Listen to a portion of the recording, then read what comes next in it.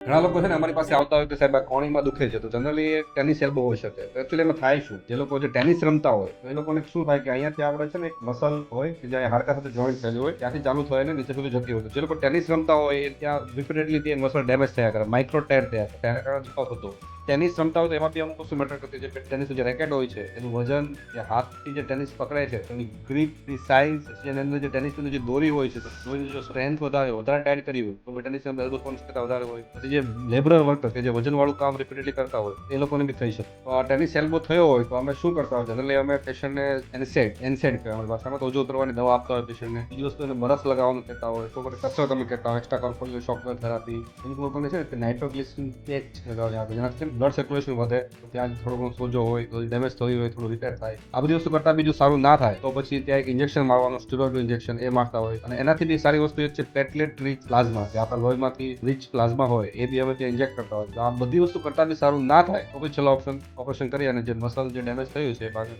Remove કરતા.